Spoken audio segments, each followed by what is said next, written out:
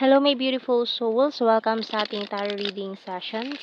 Keep in mind, general reading po ito. Maaaring mag-resonate, maaaring hindi. Kunin nyo na lang po kung para sa inyo and leave the rest.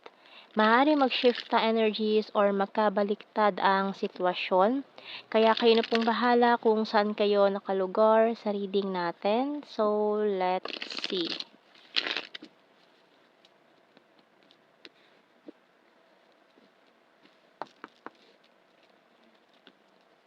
Oh, we have here the Three of Cups and the Ace of Swords.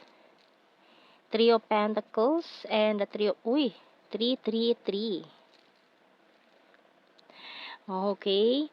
So, Three of Swords, Three of Pentacles, and the Three of Cups. We also have here the Nine of Wands in this Knight of Swords. Death card and the Six of Wands. So, Eight of Swords ang ating bottom card. Okay. So, may kipag-ugnayan ulit ito. Maaring co-workmate mo in the past. Or may matatagpuan ka ulit, makikita ka ulit na dati mong ka-work. Magkukross ulit ang landas ninyo nitong taong ito. So, tingnan natin. Mukhang nagkaroon ka ng feeling sa taong ito from the past. Pero mukhang hindi naging kayo. Pero muli kayo magkakausap.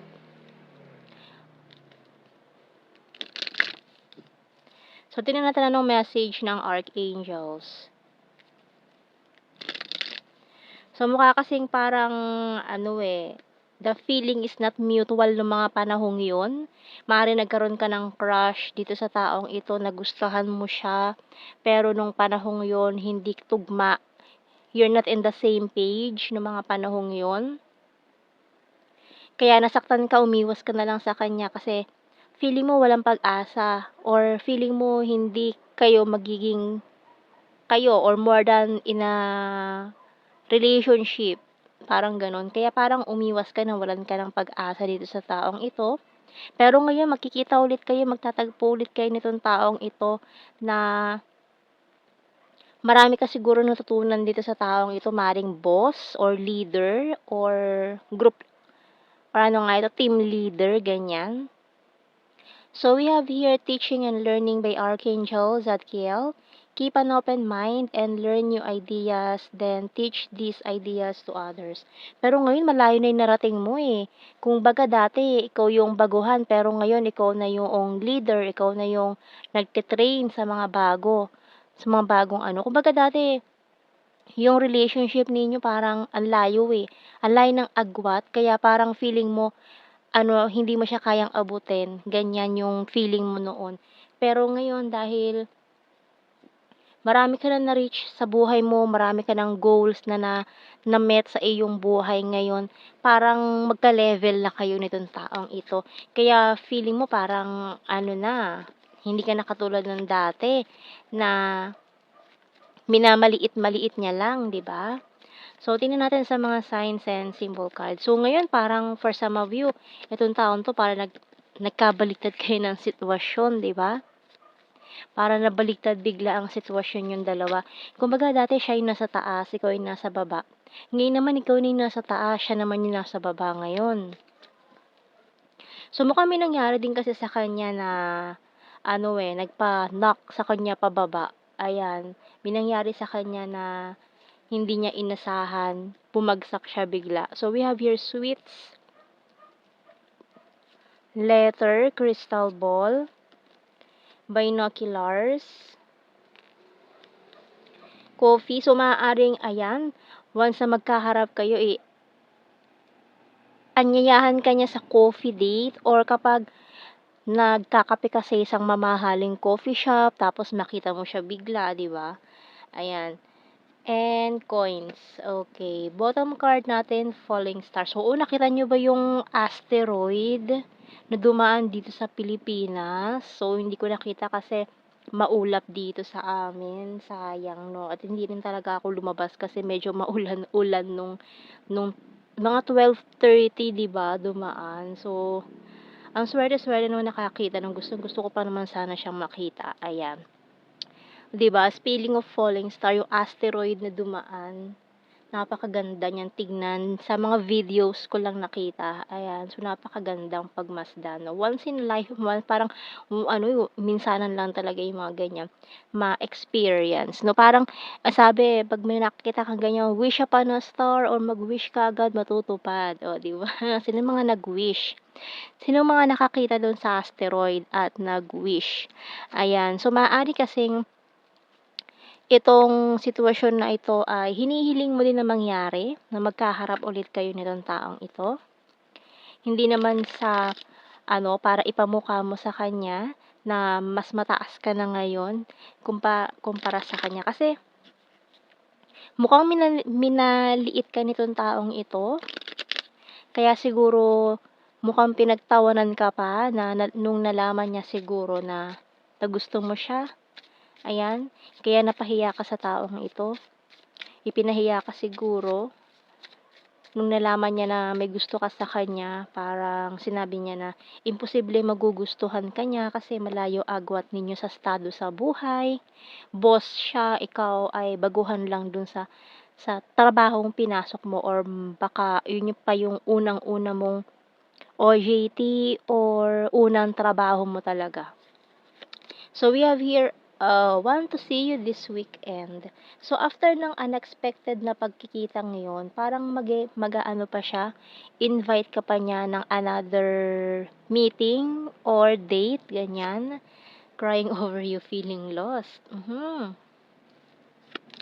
So being defensive, or kung may naging something man sa inyo nitong taong ito, nakipag-flirt siya sa'yo, parang laro-laro lang sa kanya.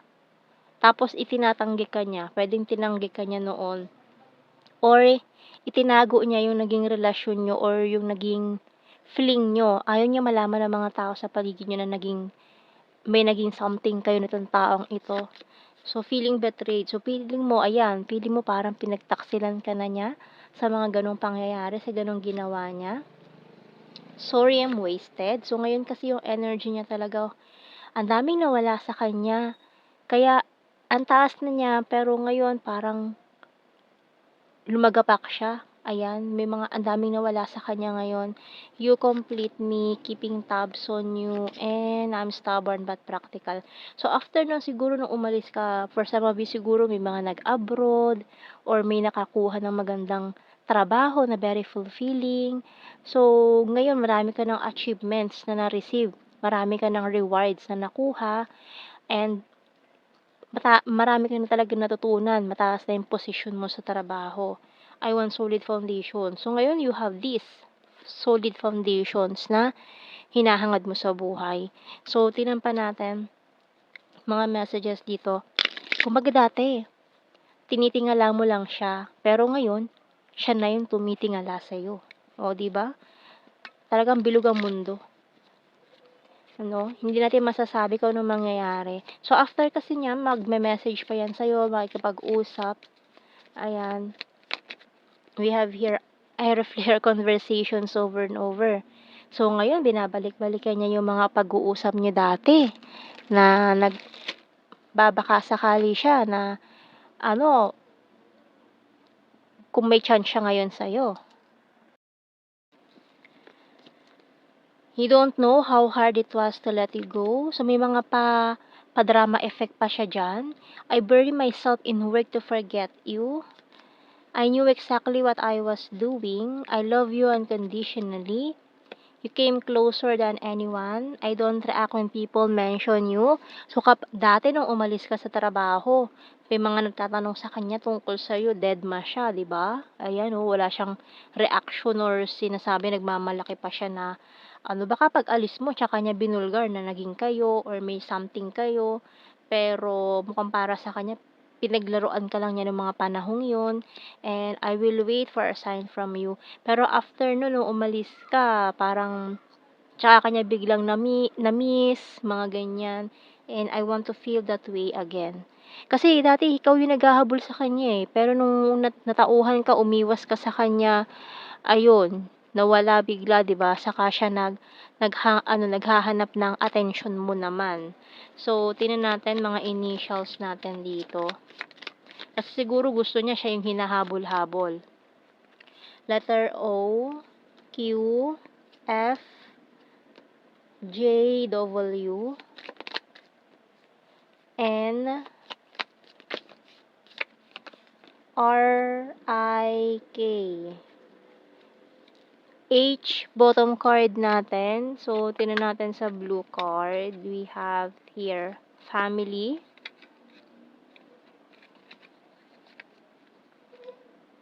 Union of hearts. Oh. And the understanding. So, ayan. Maaari may mga family matters din kayo na may mga family may mga family members na umayaw din or sinabi na iwasan ka niya or iwasan mo siya, mga ganyan. So, tingnan natin, general signs and messages. So, maraming mga mag-meet ulit ngayon, ha? Maraming mga energies na mag-meet ulit for maring for a second chance. Kasi 'di ba usong-uso talaga yung maybe this time ni Sarah ngayon. Marami talagang energy na mag-meet ulit from the past. Maaaring naging kayo, maaaring hindi, mga ganyan. Maraming mga past na babalik, paparamdam. Maraming ganyang energy ngayon. So, tingnan natin sa general signs and messages. Funny, need more signs, may other country. So, for some of you, mukhang nag-abroad eh. May nag-abroad, dun mo nakuha yung mga opportunities na ito or big break for you.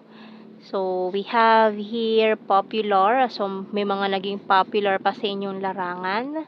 July, practical, Cancer sign, flirtatious. So, maaari kasing flirt lang eh. Nakipaglandian lang siya pero hindi kanya sineryoso before. Pero nung umiwas ka, umalis ka, saka lang niya siguro na-realize, saka lang niya nag-sink in na may feelings na rin pala siya sa'yo.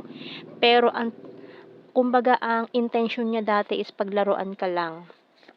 We have here number 7, beautiful, private person, travel, April, perfect smile, overthinker,